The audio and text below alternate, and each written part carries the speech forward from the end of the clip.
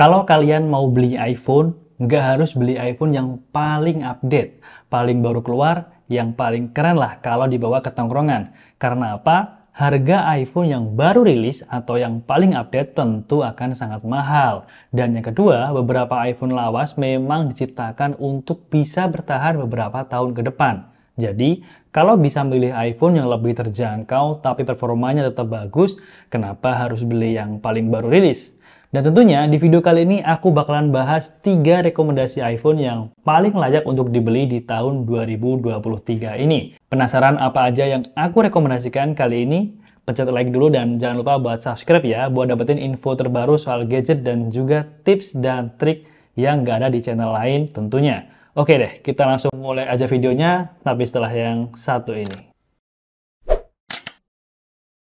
Disclaimer dulu di video ini, aku bakalan ngasih rekomendasi 3 iPhone yang worth it untuk dibeli di tahun 2023 ini. Menurut pendapat aku secara pribadi, dan kalaupun dari teman-teman semua yang nonton video ini punya preferensi yang berbeda, boleh di-share di kolom komentar sebagai bahan diskusi kita bersama. Dan di video ini juga tidak ditujukan kepada kalian yang uangnya berlebih aja buat beli iPhone, kayak beli kacang goreng misalnya tinggal beli. Lebih tepatnya video ini dibuat untuk kaum yang agak mendang-mending ya, budgetnya pas-pasan. Tapi tenang aja, di akhir video juga aku bakal ngasih rekomendasi yang bener-bener aku rekomendasiin iPhone yang paling worth it untuk dibeli di tahun ini. Dan nggak perlu kepanjangan ngomongnya, langsung aja kita masuk ke rekomendasi yang pertama. iPhone SE generasi ketiga tahun 2022.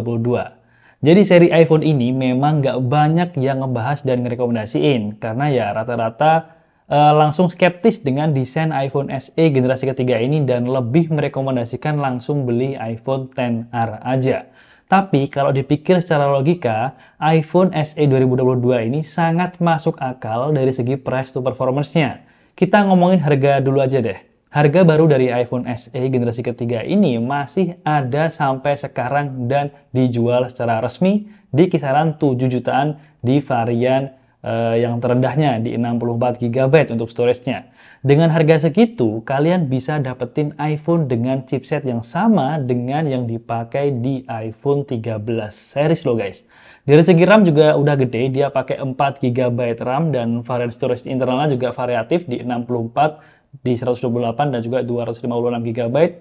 Bayangin aja dulu, kalian spend uang 7 jutaan dapat iPhone baru dengan spek mirip iPhone 13 series.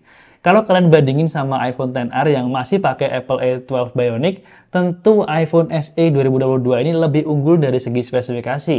Karena ingat guys, kalian mungkin nggak akan beli iPhone itu setiap tahun kan? Nggak pengen gonta-ganti iPhone setiap tahun kan? Pengennya itu beli sekali bisa kepake minimal 4-5 tahun lah. Jadi secara spek, iPhone SE generasi ketiga tahun 2022 ini akan mirip-mirip masa pakainya dengan iPhone 13 guys. Gimana? Untuk kekurangannya sendiri, kalau dibilang sih dia masih pakai desain yang lama ya, kayak iPhone SE generasi sebelumnya dan masih ada home button-nya. Layarnya juga bisa dibilang kecil kalau dibandingin dengan iPhone masa kini di 4,7 inch. Tapi kalau kamera sih ya mirip-mirip ya sama iPhone XR hasilnya. Dan kalau kalian nggak masalah sama kekurangan dari iPhone SE 2022 ini, ya seri iPhone pertama yang bisa jadi alternatif yang cocok buat kalian, ya si iPhone SE 2022 ini. Apalagi kalau kalian cari yang harga second-nya, pasti udah dijamin pada jual setengah harga deh.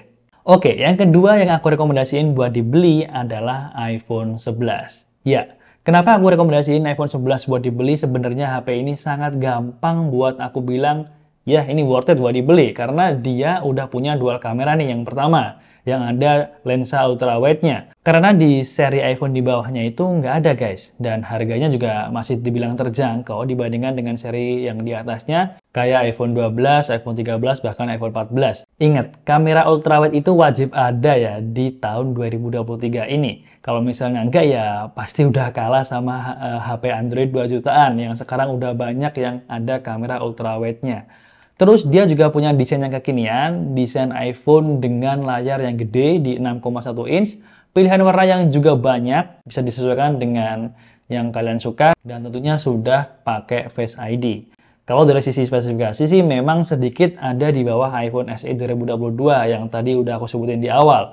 Tapi dengan itu kalian bisa dapetin yang nggak iPhone SE 2022 punya. Seperti chipsetnya sendiri pakai Apple A13 Bionic, RAM-nya juga udah 4 GB, tapi dia punya layar yang lebih lebar, desain yang lebih baru dan keren tentunya, lensa ultrawide, dan tentunya nggak kelihatan kayak iPhone jadul kalau dibawa ke tongkrongan. Harga barunya pun juga masih tersedia sekarang di range angka 7,7 sampai 8 jutaan, dan untuk harga secondnya bisa di angka 4 jutaan. Sampai saat ini video ini dibuat itu masih ada yang jual di situ, tapi pastikan kalian belinya yang dicek-cek ya bener-bener ya, kalau misalnya beli second. Tapi kalau misalnya beli baru yang resmi itu ya nggak masalah. Menurutku iPhone ini tuh bisa bertahan masih sangat lama, jadi aman aja. Kelemahan dari iPhone 11 ini cuman dia itu masih 4G, sama layarnya dia masih pakai IPS LCD, belum AMOLED dengan resolusinya yang masih di bawah seri Pro-nya. Tapi nggak apa-apa, nggak terlalu kelihatan kok. Tapi kalau mau ambil yang 11 Pro yang second, karena memang yang barunya sudah gak dijual lagi, ya mending yang Pro sekalian. Tapi perhatikan kualitas barangnya ya, dan pastikan sudah terregister di Kemenperin untuk IMEI-nya, agar bisa menggunakan SIM card Indonesia. Kalau kalian beli yang X-Inter misalnya gitu ya. Tapi kalau misalnya saranku sih ya beli SI Box aja, itu bakalan lebih aman.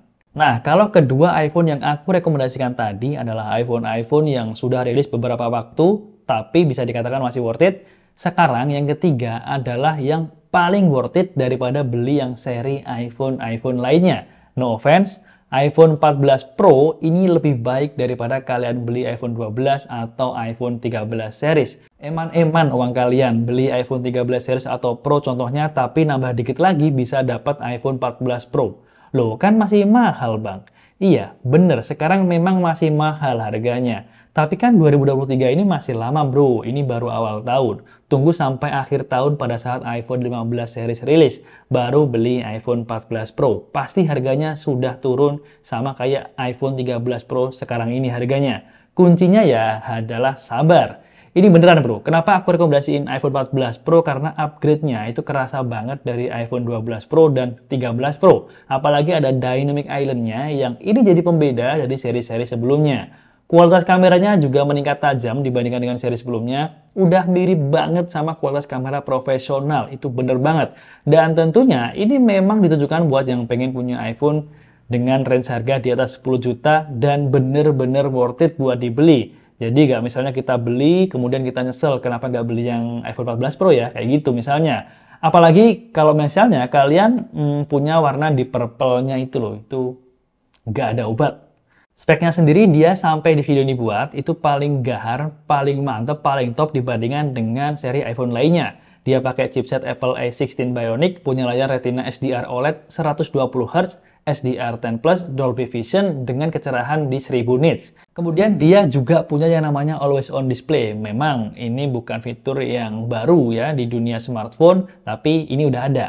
Dan dia juga udah 5G, kameranya juga bisa cinematic mode untuk kamera depan dan juga belakang. Jadi semuanya ini gokil lah pokoknya untuk kalau misalnya ngomongin iPhone 14 Pro secara seri tertinggi ya kan. Nah, jadi kalau misalnya kita resume, ada 3 iPhone yang aku rekomendasiin. Yang pertama adalah iPhone SE 2022, kemudian ada iPhone 11. Untuk kalian yang punya budget di bawah 10 juta, itu kalian bisa ambil antara kedua iPhone itu. Apalagi kalau misalnya kalian punya budget ya di bawah 5 juta, bisa ambil versi second-nya dari kedua iPhone tersebut. Tapi kalau misalnya budget kalian di atas 10 juta, eman-eman kalau misalnya kalian beli iPhone second ya, sekalian aja beli iPhone 14 Pro. Udah di atas 10 juta, dijamin bagus ya, dan tentunya kalian akan dapetin kepuasan kalau misalnya kalian beli 14 Pro, bisa dipakai beberapa tahun ke depan. Ya, mungkin itu tadi adalah beberapa pilihan iPhone yang aku rekomendasiin untuk dibeli di tahun 2023 ini. Kalau misalnya kalian ada preferensi lain, boleh langsung komen aja di bawah, biar bisa membantu teman-teman lain untuk memutuskan yang mana yang worth it untuk dibeli di tahun ini. Dan aku ucapin terima kasih buat kalian yang udah nonton video ini dari awal sampai selesai. Aku appreciate banget yang udah subscribe dan juga like. Juga terima kasih. Semoga kedepannya bisa ngasih kalian informasi yang lebih bermanfaat lagi. Dan mungkin segini dulu untuk video kali ini. Kita bertemu lagi di sesi selanjutnya. Saya Galau pamit dan have a nice day.